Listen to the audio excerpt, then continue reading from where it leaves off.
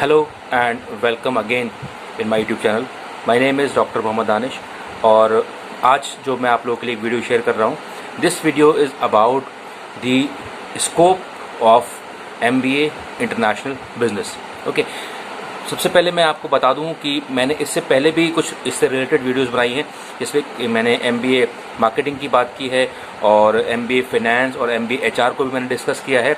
So the reason being मैं क्यों ये वीडियोस बना रहा हूँ, मैंने ये देखा है अलग अलग प्लेटफॉर्म पे और अपने यूट्यूब चैनल पे भी कि बच्चे सवाल करते हैं, दे रेज द क्वेश्चंस कि सर कौन सा स्पेशलाइजेशन बेटर है और किस स्पेशलाइजेशन को चुनने के बाद अच्छी जॉब लगती है, या कौन सा स्पेशलाइजेशन किन बच्चों के लिए बना है, who can opt which specialisation.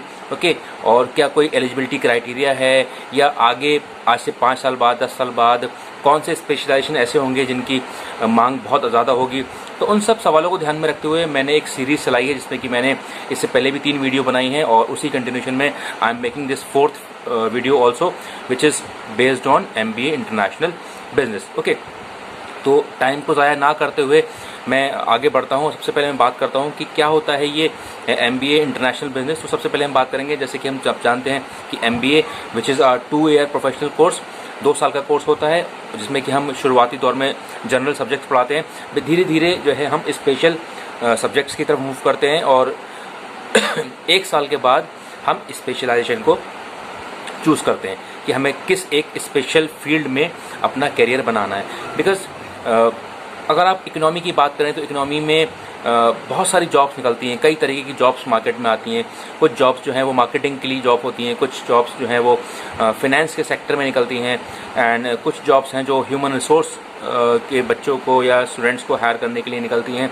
इसी कंटिन्यूशन में there are so many jobs जो कि बहुत सारी जॉब्स होती हैं जो कि इंटरनेशनल बिजनेस के जो बच्चे होते हैं उनको हायर करने के लिए निकलती हैं. ओके, अब वो किस तरीके की जॉब्स होती हैं, क्या उनका क्राइटेरिया होता है और कौन उसमें हायर किए जाते हैं, क्या स्किल सेट उनको चाहिए, तो वो सारी चीज़ें मैं आज के सेशन में डिस्कस करूंगा.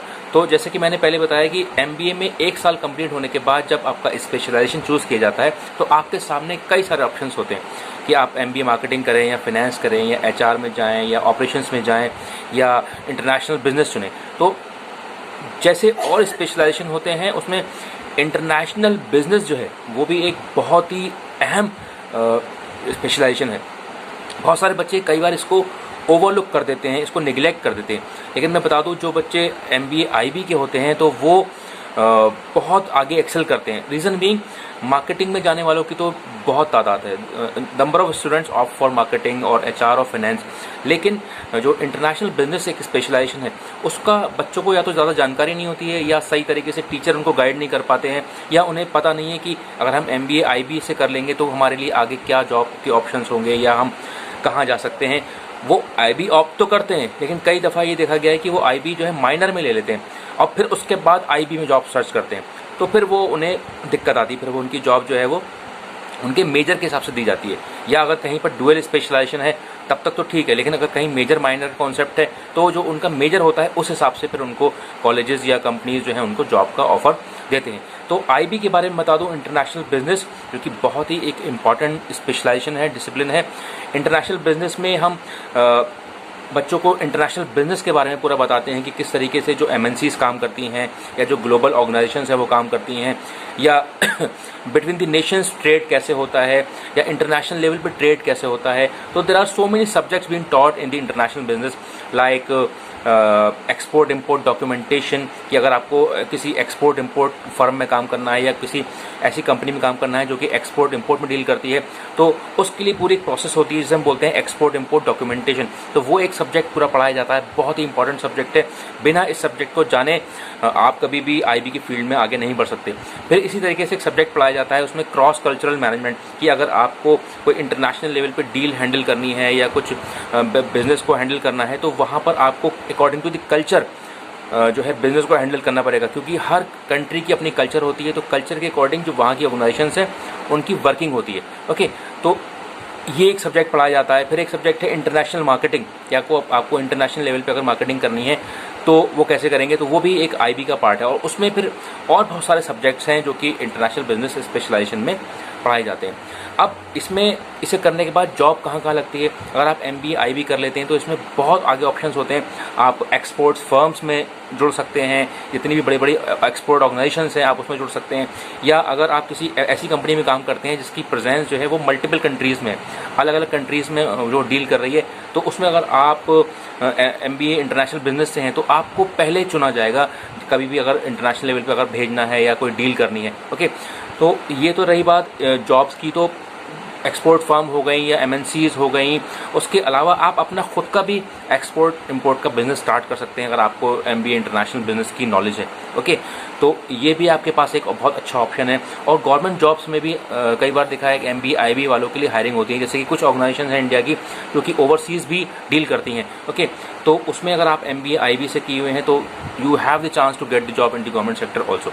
ओके, तो बहुत अच्छा स्पेशलाइजेशन है। अब सच्चे सवाल करते हैं कि सर कौन लोग MBA IB कर सकते हैं? क्या उसके लिए कोई स्पेशल रिक्वायरमेंट है कि क्या कोई ग्रेजुएशन में सब्जेक्ट पढ़े होने चाहिए? तो ऐसा कहीं कुछ नहीं लिखा।